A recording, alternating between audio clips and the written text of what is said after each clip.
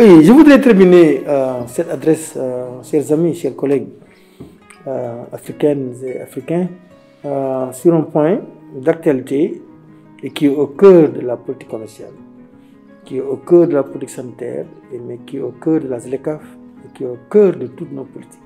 C'est le Covid, la pandémie du Covid-19, sa gestion et sa gestion post-Covid. La santé constitue un domaine très impacté par la politique commerciale, contrairement à ce qu'on pourrait penser.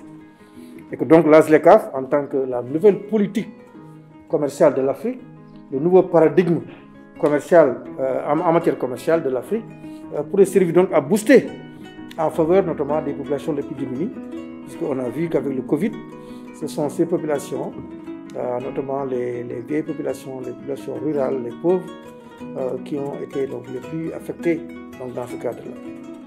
Donc, la ZLECAf et les pays africains donc, qui sont signataires doivent, d'une part, pour emprunter les passerelles offertes par la politique commerciale, d'abord appliquer, il y a une décision au niveau, donc en Afrique, c'était lors de la première édition de la conférence ministérielle de l'OMC en Afrique, c'était au Kenya en 2015, en novembre 2015, une autre date qui doit donc faire écho à la ZLECAf, à la date du 5 décembre, donc, et mettre en œuvre, enfin, j'allais dire, la déclaration de Doha de 2001 sur l'accès aux médicaments et la propriété intellectuelle, qui a donc permis aux pays membres de l'OMC d'amener des flexibilités énormes en faveur des pays en développement et en particulier en faveur des PMA pour qu'il y ait non seulement un accès plus facilité aux médicaments, mais également qu'il y ait un renforcement des capacités pharmaceutiques, notamment à l'échelle régionale, pour que l'Afrique, qui est importatrice nette donc, de médicaments, puisse aussi faire partie donc, du lot donc, des pays producteurs, notamment des pays producteurs de génériques, comme l'Inde, le Pakistan, le Brésil, entre autres. Et réduire donc, de la façon la plus importante possible notre dépendance à l'égard des médicaments importés. Sous ce rapport, et donc toujours dans le sillage donc, de ce qui a été fait à Nairobi, faisant fond de ce qui a été fait à l'OMC depuis 2001, depuis 2003, et notamment avec même pour la première fois l'amendement qui a été apporté à l'accord APIC, l'accord sur les droits de propriété intellectuelle touchant le commerce, et bien faire en sorte qu'au niveau, à l'échelle régionale, qu'on puisse mettre en œuvre cette décision dans le cadre des 8 communautés économiques régionales qui sont reconnues et qui sont le sort de la ZLECAf. Et à ce propos, moi, mon idée serait de faire de la CEDEAO un champion ZLECAf en matière d'accès aux médicaments et en matière de renforcement des capacités. Comme vous le savez actuellement que les espoirs se font au niveau du nouveau vaccin, mais également il y a des inquiétudes qui se font en Afrique et dans les pays pauvres et en pays développés, en développement, pour voir est-ce qu'on aura accès, est-ce qu'on aura un accès suffisant donc, à ces vaccins du Covid et autres. Et donc, tout ceci doit changer avec la gestion post-Covid et faire en sorte qu'on réduise donc, cette dépendance-là à ce niveau-là et qu'on réduise les inquiétudes. Nous proposons donc ce que nous appelons un programme PAM-RECIP dont la CEDEAO serait la championne. Au niveau de ZLECAf, PAM-RECIP, ce serait donc un programme d'accès aux médicaments et renforcement des industries, et des capacités pharmaceutiques. Donc PAM-RECIP, et qui, donc dans le cadre de la décision d'ailleurs que la CEDEAO a prise le 5 septembre 2020, on a déjà une autre date là aussi au niveau de la CEDEAO, donc lors du sommet des chefs d'État de la CEDEAO, de faire en sorte qu'on demande de mettre sur pied un dispositif de fabrication de médicaments dans la région. Donc ceci donc peut vraiment propulser la CEDEAO pour faire en sorte que non seulement le commerce n'est pas une fin en soi, non seulement le commerce amène la prospérité, mais le commerce reste toujours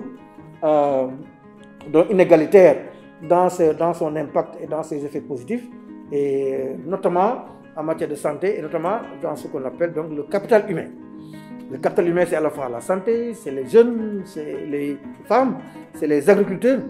Et donc tout ce package-là au niveau du capital humain comme ça a été fait dans un document du Sénégal comme le PSE, le plan Sénégal émergent. Il faut faire en sorte que donc, ce capital humain-là puisse être boosté, puisse être prospère et puisse recevoir toutes les conditions nécessaires à son épanouissement. Et je pense que l'ASLECAF, encore une fois, peut tout à fait jouer ce rôle-là. Nous allons conclure, chers amis. En conclusion, ce que nous allons dire, c'est qu'il ne faut pas gaspiller la crise du Covid. Il ne faudra pas gaspiller le 5 décembre 2012. Il ne faudra pas gaspiller le 30 avril 1947. Il ne faudra pas gaspiller ni jeter aux ordures le 30 octobre 1947. Il ne faudrait pas renier le 15 avril 1994. Il faudrait s'approprier le 1er janvier 1995. Il faut s'approprier le 21 mars 2018.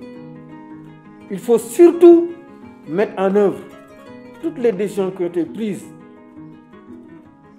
en novembre 2015 au Kenya, à Nairobi, où il y a eu pour la première fois une conférence ministérielle de l'OMC en Afrique. Donc c'était en terre africaine, c'était à Nairobi le 15 et 16 novembre 2015. Il faudrait donc les mettre en œuvre, puisqu'il y a tout un paquet de développement qui avait été donc, énoncé à ce stade et qui sont beaucoup plus en faveur des pays en développement et notamment des pays les moins avancés. Et parmi les 47, les 3 quarts sont en Afrique. Plus de 34 donc, pays PMA sont en Afrique. Il faudrait donc mettre en œuvre cela. Et surtout, il faudrait faire en sorte de s'approprier et de mettre en œuvre le 5 décembre 2020.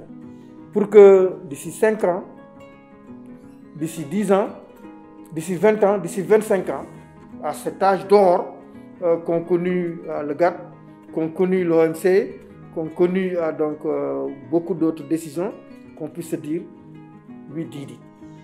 Yes, we can, we did it. Nous l'avons fait, nous avons réussi à mettre l'Afrique sur les lampes de lancement et d'épanouissement économique et social, enfin et définitivement.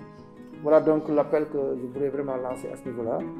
Et vous dire que donc le groupe ACICI et APC se met au service des gouvernements, se met au service du secteur privé, se met au service des jeunes, des femmes, se met au service du monde académique pour faire en sorte de travailler ensemble à la réussite donc, de cette ambition, à la réussite de ce pari, qui est un pari qui est tout à fait dans nos cordes. Et comme le disait le président Obama, yes we can. But let's do it. Et nous aurons tous les fruits nécessaires à ce niveau. Merci beaucoup, chers amis.